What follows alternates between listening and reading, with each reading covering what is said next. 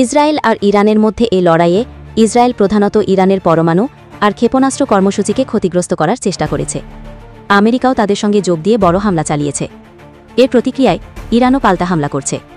এখন দেখার বিষয় যে এই লড়াই কোন দিকে যায়, আমেরিকা কী ভূমিকা নেবে, আন্তর্জাতিক পরিস্থিতি কেমন হবে, আর বিশ্বের বাজারে স্থিতিশীলতা কতটা বজায় থাকবে। এই সবগুলো প্রশ্নই গুরুত্বপূর্ণ হয়ে উঠেছে। সংঘাতের সময়সীমা ১৩ জুন থেকে চলছে, বর্তমানে দ্বিতীয় সপ্তাহে প্রবেশ করেছে। প্রধান সংঘাতকারীরা ইসরায়েল বনাম ইরান, যুক্তরাষ্ট্র সাময়িকভাবে যুক্ত, ইয়েমেন আল-ওয়াইতে প্রভাব, সামরিক কার্যক্রম, ইসরায়েল মোসাদ যুক্ত অভিযানের বিস্তার। জুনে ইসরায়েলি মিশনারি এবং বিমান হামলায় ইরানের মধ্যপন্থী প্রতিরক্ষা এবং ক্ষেপণাস্ত্র সুবিধা লক্ষ্য করা হচ্ছে। পূর্বে মোসাদ ড্রোন ও গোপন বাহিনী ব্যবহার করে ক্ষেপণাস্ত্র লঞ্চার অসামর্থ্য করেছে। ইসরায়েলি বিমান এবং যুক্তরাষ্ট্রের সহযোগিতায় গভীর সাবটেরিন নিউক্লিয়ার ইনফ্রাস্ট্রাকচারে হামলা চালানো হয়েছে। যুক্তরাষ্ট্রের সরাসরি হস্তক্ষেপ। অপারেশন মিডনাইট হ্যামার অপারেশনে মার্কিন বাহিনী ইরানের ৩টি পারমাণবিক এবং সামরিক নির্ভরযোগ্য লক্ষ্যবস্তুতে বিমান ঘাঁটি, সাবমেরিন মিসাইল এবং বিমান ব্যবহার করেছে। প্রেসিডেন্ট ট্রাম্প অবলিটারেটেড শব্দ দিয়ে হামলার সাফল্য দাবি করেন। ইরানের প্রতিক্রিয়া।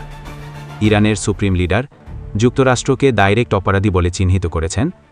ইরানের নেতারা কঠোর প্রতিশোধের হুমকি দিয়েছেন, যা আঞ্চলিক সংঘাতকে আরও বাড়াতে পারে। আন্তর্জাতিক প্রতিক্রিয়া। যুক্তরাষ্ট্র এবং ইসরায়েল উভয়ই আত্মরক্ষার অধিকারের কথা বলছে। ইউরোপীয় দেশগুলো পরিস্থিতি শান্ত করার আহ্বান জানাচ্ছে। আন্তর্জাতিক সম্প্রদায় চলমান পরিস্থিতি নিয়ে উদ্বিগ্ন, কারণ এটি মধ্যপ্রাচ্যে একটি বড় সংঘাতের রূপ নিতে পারে। উপসংহার: সংঘাত দ্রুত বাড়ছে এবং পরিস্থিতি নিয়ন্ত্রণের বাইরে চলে যেতে পারে। ইসরায়েল, ইরান এবং যুক্তরাষ্ট্রের মধ্যে সরাসরি সংঘাত যে কোনো মুহূর্তে আরও খারাপ হতে পারে। আন্তর্জাতিক সম্প্রদায় দ্রুত হস্তক্ষেপ না করলে পরিস্থিতি আরও জটিল হয়ে উঠতে পারে, যা বিশ্ব নিরাপত্তায় একটি বড় হুমকি সৃষ্টি করবে। সংঘাতের দীর্ঘস্থায়ী প্রভাব পড়তে পারে, যার ফলে অর্থনৈতিক সংকট এবং মানবিক সংকট হতে পারে। ইরান ইসরায়েলে ব্যালিস্টিক মিসাইল আর ড্রোন হামলা চালিয়েছে, তবে বেশিরভাগ হামলা থেকেই ইসরায়েলি সিস্টেম ইসরায়েলকে রক্ষা করতে পেরেছে। ইসরায়েলে বেসরকারি আর সামরিক লক্ষ্যবস্তুতে অন্তত ২৪ জনের মৃত্যু আর ১১ জন আহত হয়েছে। ইরানের নাতানজ, ইস্পাহান আর কারাজের সুবিধাগুলোতে পরিকাঠামো আর সেন্ট্রিফিউজের ক্ষতি হয়েছে। ফর্ডো এর ভেতরের অংশগুলোও কিছুটা ক্ষতিগ্রস্ত হয়েছে। প্রথমে প্রায় ১৪ জন বিজ্ঞানী মারা গেছেন, আর ইরানের কাছে এখনও ৪৬টা পরমাণু অস্ত্র বানানোর ক্ষমতা আছে। ইরান ইসরায়েলে ব্যালিস্টিক মিসাইল আর ড্রোন হামলা চালিয়েছে, যদিও বেশিরভাগ হামলাকেই ইসরায়েলি সিস্টেম আটকে দিয়েছে। ইসরায়েলে ২৪ জন মারা গেছেন আর ১১ জন আহত হয়েছেন। ইরানের নাতানজ, ইস্পাহান আর কারাজের সুবিধাগুলোতে পরিকাঠামোর আর সেন্ট্রিফিউজের ক্ষতি হয়েছে, আর প্রায় ১৪ জন বিজ্ঞানী মারা গেছেন। ইরানের কাছে এখনও ৪৬টা পরমাণু অস্ত্র বানানোর ক্ষমতা আছে। তেহরান সহ অন্যান্য শহরে ইন্টারনেট প্রায় ১ সপ্তাহ বন্ধ ছিল, আর 97% কমে গেছে। ইরানের মধ্যপ্রদেশে ১ লাখের বেশি লোক উত্তর দিকে চলে গেছে। এই বিষয়ে নানা দেশের প্রতিক্রিয়া দেখা গেছে।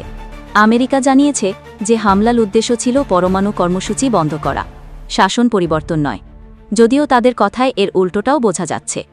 আমেরিকা এখনও কড়া নিরাপত্তা সতর্কতা বজায় রেখেছে। অন্যদিকে জাতিসংঘে নিরাপত্তা পরিষদে জরুরি বৈঠক হয়েছে, আর জাতিসংঘের মহাসচিব দ্রুত পরিস্থিতি নিয়ন্ত্রণে আনার আহ্বান জানিয়েছেন। চীন এই হামলাকে আমেরিকার বিশ্বাসযোগ্যতার উপর আঘাত বলে উল্লেখ করেছে। বিভিন্ন দেশ আর সংস্থা এই বিষয়ে প্রতিক্রিয়া জানিয়েছে।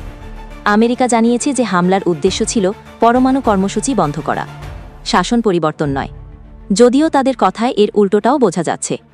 ইউরোপ আর আঞ্চলিক শক্তিধর দেশগুলো এই বিষয়ে প্রতিক্রিয়া জানিয়েছে। ফ্রান্স, জার্মানি আর লন্ডন ইরানকে উত্তেজনা না বাড়াতে আহ্বান করেছে। তুরস্ক আর কাতার ইহুদি ইসলাম ঐক্য গঠনের আহ্বান জানিয়েছে, আর তুরস্ক পরিস্থিতির ওপর নজর রাখছে। রাশিয়া আমেরিকার অংশগ্রহণ নিষেধ করেছে। তেলবাজারে তেলের দাম 14% বেড়ে গেছে। ব্যারেল প্রতি প্রায় $৭৫ থেকে $৮০ পৌঁছেছে। সরবরাহের অনিশ্চয়তার জন্য দাম আরও বাড়তে পারে। বিনিয়োগ বাজারে আলাদা আলাদা চিত্র দেখা যাচ্ছে। সোনা আর ডলারে চাহিদা বাড়ছে, কিন্তু ছোট বিনিয়োগকারীরা সাবধানে চলছেন। ইসরায়েল আর ইরানের মধ্যে এই লড়াইয়ে ইসরায়েল প্রধানত ইরানের পরমাণু আর ক্ষেপণাস্ত্র কর্মসূচিকে ক্ষতিগ্রস্ত করার চেষ্টা করেছে। আমেরিকাও তাদের সঙ্গে যোগ দিয়ে বড় হামলা চালিয়েছে। এর প্রতিক্রিয়ায় ইরানও পাল্টা হামলা করছে। এখন দেখার বিষয় যে এই লড়াই কোন দিকে যায়, আমেরিকা কী ভূমিকা নেবে, আন্তর্জাতিক পরিস্থিতি কেমন হবে, আর বিশ্বের বাজারে স্থিতিশীলতা কতটা বজায় থাকবে। এই সবগুলো প্রশ্নই গুরুত্বপূর্ণ হয়ে উঠেছে।